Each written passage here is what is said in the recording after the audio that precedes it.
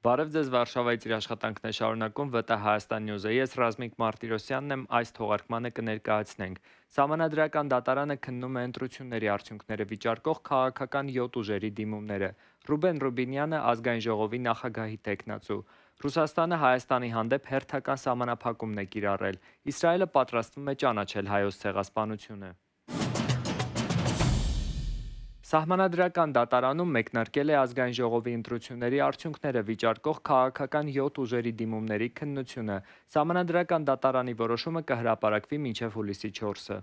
Բարգավաճ Հայաստան կուսակցության ներկայացուցիչ Արամ Օրբելյանի սահմանադրական դատարանի կազմը ոչ իրավազոր ճանաչելու մասին միջնորդությունը մերժվեց։ Փաստաբանը պնդում էր դատական կազմից հեռացված երկու դատավորներին՝ Վլադիմիր Վարդանյանին և Արտակ Զենյալյանին, մասնակից դարձնել գործի քննությանը։ Ուժեղ Հայաստանի ներկայացուցիչ Արամ Վարդևանյանն էլ հայտնեց, որ սահմանադրական դատարանի կազմը իրավազորության վերաբերյալ խնդիր ունի։ Դատարանի նախագահ Արման Դիլանյանի խոսքով շատ ծանր սրտով են անհնարինություն հայտնել իրենց գործընկերներին։ Շրջի վրա դրված էր հետևյալ հարցը. կամ մենք քննում ենք ոչ լիարժեք կազմով, դրանից բխող բոլոր դժվարություններով, որ պատասխանատվությամբ, որ կրելու են արդեն 7 դատավորներ, այլ ոչ թե 9, իսկ մյուս կողմից դատարանի լեգիտիմության հետ կապված մտահոգություններով։ Այս երկուսի մեջ մեր օրենքը եւ առհասարակ տրամաբանությունը եւ իրավական ու ժողովրդավարական պետությունը պահանջում է, որպեսզի նախընտրությունը տրվի միշտ առաջինին։ Եվ մենք նախապատվությունը տվել ենք առաջինին։ Մենք որոշել ենք, որ պետք է այս գործը քննվի այլևս 7 հոգանոց կազմով։ Մենք իհարկե ելեմ կրկնում շատ կուզենայինք, որ մեր գործընկերները, որոնք հրաշալի իրավաբաններ են, եւ մենք չենք կասկածում նրանց սուբյեկտիվ անաչառության մեջ, բայց զուտ բացառելու համար օբյեկտիվ դիտորդի մեջ կասկածները դատարանի անաչառության եւ իրավազորության վերաբերյալ մենք հայտնել ենք անհայնությունը։ Ռուբեն Ռուբինյանը քաղաքացիական պայմանագրի ազգային ժողովի նախագահի թեկնածու։ Նրան շնորհավորել է նաև Թուրքիայի իր գործընկեր Սերդար Քլչը։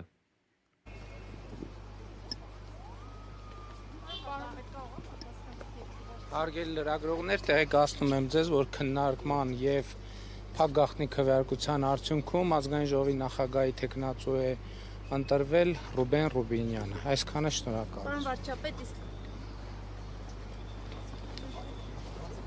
Հայ-թուրքական կարգավորման գործընթացում Անկարայի հատուկ ներկայացուցիչ Սերդար Քլչը շնորհավորել է Հայաստանի ներկայացուցիչ Ռուբեն Ռուբինյանին։ Արդյոք ազգային ժողովի նախագահի պաշտոնում ընտրվելուց հետո հայ-թուրքական հարաբերություններում փոփոխությունների սպասել։ Ռուբինյանը դեռ չի պատասխանում։ Փոխոսնակների մասով արդեն հաջորդի որոշում կկայացվի, չէ, դեռ չկա, բայց արդեն կբացվի հիմա առաջադրման փուլը եւ մարդիկ կարողանան առաջադրվել եւ նույն ընթացակարգով կընտրենք փոխոսնակ եւ քանի որ դուք ներգրավված եք հայ-թուրքական բանակցություններում, հնարավոր է ինչ որ բան այստեղ փոխվի, թե մեկը մեկին չի խանգարի։ Չգիտեմ, չեմ մտածել, որովհետեւ 5 րոպե առաջ է որոշումը կայացվել, 5 րոպեում չենք հասցրել այդ հարցին անդրադառնալ։ Շնորհակալություն։ Հերթական արգելքը Ռուսաստանից։ Ռոսել Խոզնաձորը դադարեցրել է Հայաստանից Ռուսաստան ձկնամթերքի բոլոր մատակարարումները, արգելելով նաև երկու այն ընկերությունների ապրանքի ներմուծումը, որոնք ավելի վաղ ստուգում էին անցել։ Ռոսել Խոզնաձորը հիշեցրել է, որ ավելի վաղ համակարգային խախտումների արձանագրման արդյունքում հայկական կողմին առաջարկել էր ժամանակավորապես դադարեցնել ձկնամթերք արտադրող բոլոր ձեռնարկությունների արտադրանքի սերտիֆիկացումը, բացառությամբ այն ընկերությունների, որոնք անմիջականորեն մասնակցել էին տեսչական ստուգումներին։ Իսկ հիմա որոշում է կայացվել ժամանակավորապես դադարեցնել նաև նշված ձեռնարկությունների արտադրանքի սերտիֆիկացումը։ Ռուսաստանի կողմից առևտրի սահմանափակումների հետևանքները մեղմելու նպատակով Եվրոպական հանձնաժողովը Հայաստանին հատկացրել է 34 միլիոն եվրո, իսկ Հայաստանի կառավարությունը փորձում է դիվերսիֆիկացնել շուկաները։ Ռուսաստանի կողմից Հայաստանի հանդեպ կիրառվող տնտեսական սահմանափակումները դեռ որքան կարող են շարունակվել։ Ինչու Վլադիմիր Պուտինը չի շնորհավորում Նիկոլ Փաշինյանին ընտրություններում տարած հաղթանակի առթիվ։ Ինչ դերակատարություն է այս գործընթացում ստանձնում Եվրամիությունը։ Թեմաների վերաբերյալ կզրուցենք ժողովրդավարության և անվտանգության տարածաշրջանային կենտրոնի նախագահ Տիգրան Գրիգորյանի հետ։ Պարոն Գրիգորյան, հայ-ռուսական հարաբերություններում առկա լարվածությունը շարունակվում է։ Ձեր դիտարկմամբ դեռ որքան է Ռուսաստանը շարունակելու Հայաստանի հանդեպ տնտեսական սահմանափակումներ կիրառել եւ ինչ մեսիջ է փոխանցում Վլադիմիր Պուտինը ընտրություններում տարած հաղթանակի առիթով Նիկոլ Փաշինյանին չշնորհավորելով։ Կարծում եմ մոտակա շաբաթների եւ ամիսների ընթացքում կարող ենք տեսնել, թե այս գործընթացը որողությամբ է առաջ շարժվում։ Ենթադրում եմ, որ Հայաստանի իշխանությունները որոշակի ջանքեր կփորձեն գործադրել Ռուսաստանի այս դիրքորոշումը մեղմելու համար։ Ակնհայտ է, որ Ռուսաստանը ոչ միայն ընտրություններում իրենց նախընտրելի տեխնացուները ունեին, բայց նաև այս գործընթացը կապված է ավելի մեծ գործոնների հետ։ Նախկինում կարծում եմ հենց ձեզ հետ քննարկել ենք այս հարցերը, Հայաստանի երկաթգծային համակարգի ապագան, այլ ռազմավարական նշանակության հարցեր, այս հարցերի ապագայից կախված լինելու նաև Ռուսաստանի հետ փոխհարաբերությունները, եթե Հայաստանը կարողանա ինչ-որ ընդհանուր լեզու գտնի Ռուսաստանի հետ այս հարցերով, կարծում եմ ինչ-որ դեէսկալացիա տեղի կունենա, եթե Երևանը որոշի այդ վերոնշյալ հարցերում առաջ շարժվել ավելի կոշտ գործիքակազմի կիրառմամբ, ապա կարելի է նույնիսկ այս արդեն իսկ կիրառվող պատժամիջոցների ընդլայնում տեսնել։ Բայց ես ենթադրում եմ, որ մոտակա ամիսների ընթացքում այնուամենայնիվ Հայաստանի իշխանությունները ինչ-որ քայլեր ձեռնարկելու են, այդ թվում նաև սիմվոլիկ բնույթի, որպեսզի ռուսական կողմին հանգստացնեն որոշ հարցերում։ Այսինքն ո՞րն է Ռուսաստանի ակնկալիքը այս իրավիճակում, ինչ քայլեր են սպասում Հայաստանից։ Դե ինչպես գիտենք, հրապարակային մակարդակում նրանք կոչ են անում Հայաստանին ընտրություն կատարել հենց այս փուլում Եվրամիության եւ Եվրասիական տնտեսական միության միջև։ Իմ ընկալմամբ, որպես այդպիսին Եվրոպական միության անդամակցության գործընթաց գոյություն չունի Հայաստանի, այս օրակարգը ստեղծվել է զուտ ներքաղաքական նպատակներով, այդ առումով կարծում եմ կարելի է ակնկալել ինչ-որ հայտարարություններ Հայաստանի կողմից, որոնք կմեղմեն Ռուսաստանի դիրքորոշումը, ավելի կարևոր հարց է հենց այդ երկաթգծային համակարգի ապագան, եթե Հայաստանի կառավարությունը շարունակի առաջ շարժվել ընտրություններից առաջ հնչեցվող օրակարգով, այսինքն փորձի փոխանցել վերահսկողությունը կամ կառավարումը այդ համակարգի երրորդ կողմի, ապա ինչպես արդեն նշեցի, կարելի է ավելի կոշտ արձագանք ակնկալել ռուսական կողմից։ Մի խոսքով այս հարցը եւս կարևոր հարց է, որոնց շուրջ բանակցությունները կարևոր նշանակություն են ունենալու։ Ընդհանուր առմամբ կարծում եմ այս հարցերն են, միգուցե մի քանի այլ ոլորտներ եւս կարելի է ներառել այս թեմայի մեջ, մասնավորապես նորատոմակայանի ապագան եւ նմանատիպ այլ հարցեր, այս հարցերի շուրջ պայմանավորվածություններից է կախված լինելու հարաբերությունների ապագա դինամիկան։ Եվրասիական տնտեսական միությունից զատ Ռուսաստանից պարբերաբար խոսում են նաև հապկում Հայաստանի համար սահմանափակումների եւ նույնիսկ անդամակցության դադարեցման մասին, առհասարակ հապկի շուրջ ստեղծված իրավիճակում ինչ զարգացումների սպասել եւ ինչ է տալիս հապկը ի վերջո Հայաստանին։ Չեմ կարծում, թե Հայաստանը սեփական որոշմամբ դուրս կգա հապկից, կարծում եմ այդ պահը անցել է, այդպիսի իրավիճակ կար 2022 թվականի աշնանը, երբ լուրջ քննարկումներ էին գնում Երևանում այդ կազմակերպությունից դուրս գալու վերաբերյալ, իդեպ այն ժամանակ հենց արևմտյան որոշ գործընկերներ հորդորեցին Երևանին չդիմել այդ քայլին, քանի որ նրանք չէին կարող երաշխավորել ինչ-որ երաշխիքներ տալ հնարավոր ռիսկերի հարցում Ռուսաստանից եկող։ Այդ առումով ռուսական կողմի հայտարարությունները մասնավորապես այն մասին, որ կսահմանափակվի Հայաստանի որոշում կայացնելու հնարավորությունը այդ կազմակերպության ներքո տարակուսանք են առաջացնում, որովհետև Հայաստանը փաստացիորեն սառեցրել է իր մասնակցությունը այդ կազմակերպությանը։ Եթե ՀԱՊԿ-ը ինքը որոշի, որ Հայաստանը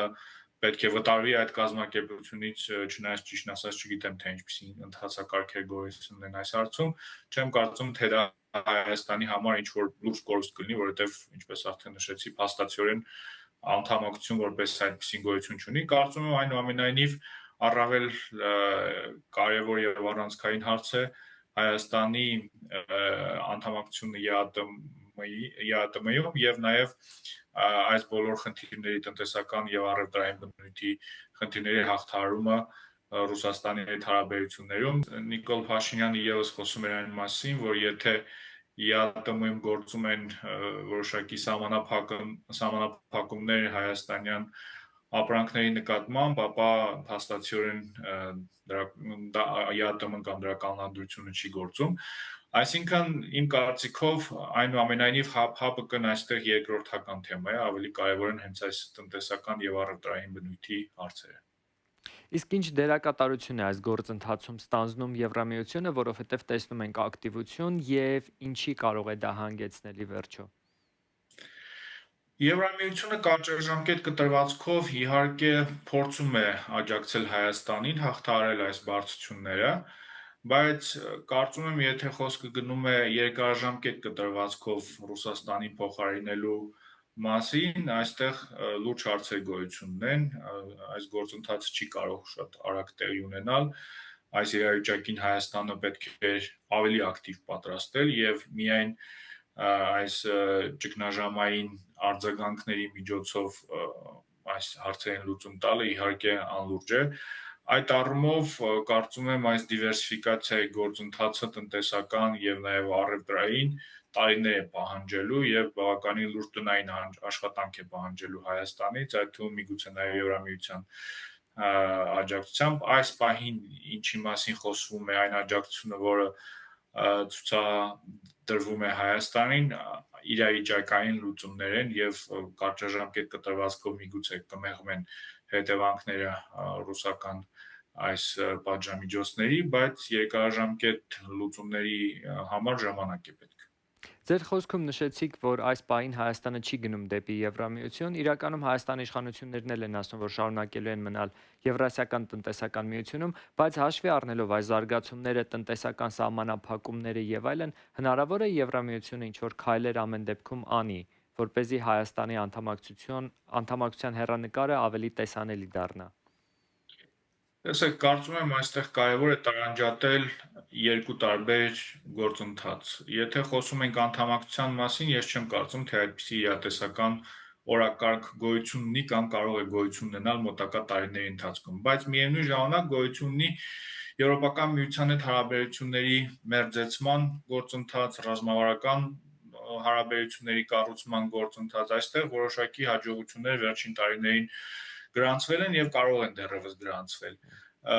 Ես ամեն դեպքում չեմ կարծում, թե մոտ ապագայում կարող է ստեղծվել մի իրավիճակ, երբ լրջորեն որևէ կողմ կքննարկի Հայաստանի անդամակցությունը Եվրամիությանը, զուտ ֆորմալ առումով նույնիսկ այդպիսի գործընթաց գոյություն չունի, միայն օրենքի ընդունումով այդպիսի գործընթացներ չեն մեկնարկում, այսինքն նույնիսկ քաղաքական մակարդակում մենք այդ տիպի ցանկություններ չենք տեսել, չենք լսել Հայաստանի իշխանությունների կողմից։ Այդ դեպքում Եվրամիության հետաքրքրությունը մեր տարածաշրջանում ո՞րն է այս պահին, հատկապես Հայաստանի հետ հարաբերություններում։ Դե Վրաստանի տեղի ունեցող զարգացումների ֆոնին Հայաստանը փաստացիորեն դարձել է Եվրամիության միակ քաղաքական գործընկերը Հարավային Կովկասում։ Եթե Ադրբեջանի հետ հարաբերությունները բավականին պրագմատիկ բնույթ ունեն, հիմնականում էներգակիրների առևտրի մասին է խոսքը գնում, ապա քաղաքական համագործակցության գործընկերության առումով Հայաստանը դարձել է այդ միակ այլընտրանք չունեցող գործընկերը Հարավային Կովկասում։ Մի խոսքով Հայաստանը Եվրամիությանը հետաքրքիր է որպես առաջին հերթին քաղաքական գործընկեր Հարավային Կովկասում, բայց նաև որպես ապագա հաղորդակցային ծրագրերի կարևոր մասնակից, մասնավորապես եթե խոսում ենք ապագայի մասին միջին միջանցքի թեմայի մասնակից, գիտենք, որ Եվրամիությունը վերջին տարիներին բավականին լուրջ միջոցներ է ներդնում նաև միջին միջանցքի զարգացման համար եւ TRIP-ը այդ առումով իհարկե դիտարկում է նաև որպես միջին միջանցքի կարողությունները մեծացնելու հնարավորություն։ ՎՏ Սաքարթվելո Նյուզի մեր գործընկեր Թինա Թիներաձեն անդրադարձել է Հարավային Օսիայում Ցխինվալիում ստեղծված իրավիճակին։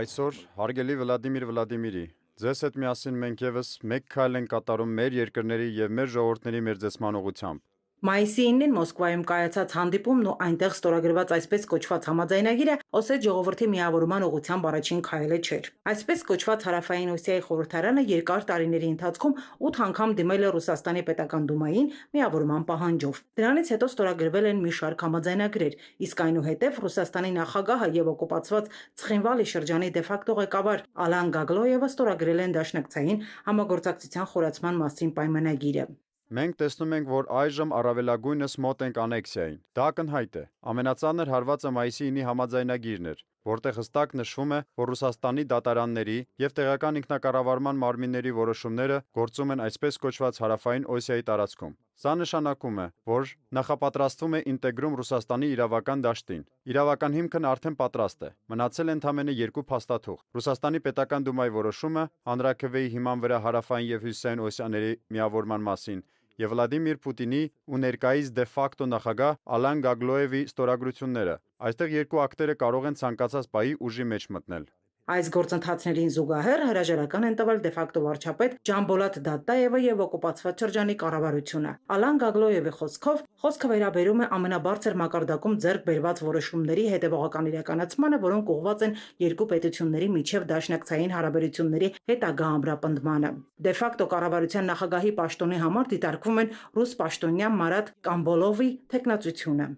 Ինչու է կառավարության հրաժարականը կարևոր։ Առաջին անգամ կարող է այնպես լինել, որ վարչապետ նշանակվի ռուսաստանցի ուժային կառույցների ներկայացուցիչ։ Մինչ այժմ ռուսները զբաղեցրել են պաշտպանության եւ ներքին գործերի նախարարների պաշտոնները, սակայն վարչապետի մակարդակով նման բան չի եղել։ Կուլիսներում խոսում են, որ նրան նախապատրաստում են ապագա նախագահի դերին։ Հնարավոր է նաեւ այն տարբերակը, որ Գագլոևի ստորագրությունից հետո տարածաշրջանի ղեկավար նշանակվի Ռուսաստանի քաղաքացի, քանի որ ընթանում է Ռուսաստանին միացման նախապատրաստություն եւ Մոսկվային անհրաժեշտ է մարդ, որը տեղում անմիջականորեն կվերահսկի իրավիճակը։ Փորձագետները նաև խոսում են Վրաստանի կառավարության պասիվ դիրքորոշման մասին։ Մայիսի 9-ի համաձայնագրի ստորագրումից հետո իշխանական վրացական երազանք կուսակցության ներկայացուցիչները իրավիճակի վերաբերյալ մեկնաբանություն արեցին միայն մի քանի օր անց։ Այն պայմաններում, երբ կանոնների վրա հիմնված միջազգային կարգը քայքայված է, երբ նույնիսկ միջազգային բանաձևերի արկայության պայմաններում չի հաջողվում կանգնեցնել պատերազմներն ու մարդկային զոհերը, Վրաստանի հնարավորությունները նման որոշումների վրա ազդելու հարցում չափազանց սահմանափակ են։ Օկուպացված Ցխինվալի շրջանի այսպես կոչված կառավարության հրաժարականից հետո դե ֆակտո նախագահի մամուլի ծառայությունը հայտարարություն տարածեց, ըստ որի մայիսի 9-ին ստորագրված համաձայնագիրը կարևոր քայլ է հարավային Օսիայի եւ Ռուսաստանի Դաշնության միջև ռազմավարական գործընկերության հետագա ամրապնդման ճանապարհին։ Հայտարարության մեջ նաև նշվում է, որ փաստաթուղթը նոր հնարավորություններ է ստեղծում ինտեգրացիոն գործընթացների խորացման եւ Ռուսաստանի հետ միավորման ուղղությամբ առաջ շարժվելու համար։ Վերջին օրերին օսական տելեգրամ ալիքներով տարածված տեղեկությունների համաձայն Մոսկվան հնարավորինս սեղմ ժամկետում պահանջել է նաև դե ֆակտո նախագահ Ալան Գագլոևի հրաժարականը։ Իսրայելի արտգործնախարար Գիդեոն Սարը հայտարարել է, որ կառավարության հաջորդ նիստում ներկայացնելու է հայոց ցեղասպանությունը պաշտոնապես ճանաչող բանաձևի նախագիծը։ Ես կառավարության հաջորդ նիստին հաստատման կներկայացնեմ որոշման նախագիծ, որը նպատակ ունի Իսրայելի կառավարության կողմից պաշտոնապես ճանաչել հայոց ցեղասպանությունը։ Սա բարոյական եւ պատմական պարտավորություն է ճանաչելու Օսմանյան կայսրության վերջին տարիներին հայ ժողովրդի դեմ իրականացված ցեղասպանությունը։ Միաժամանակ անհրաժեշտ է դատապարտել պատմական ճշմարտության ցանկացած ժխտում, նսեմացում կամ խեղաթյուրում։ Այնուհետև որոշման նախագիծը կներկայացվի Քնեսեթի քվեարկությանը։ Այս թողարկման համար նախատեսել էինք այսքանը։ Հետևեք մեզ ՎՏ Հայաստան Նյուզի Facebook-յան եւ YouTube-յան հարթակներում, որպեսզի բաց չթողնեք օրվա կարևոր նորությունները։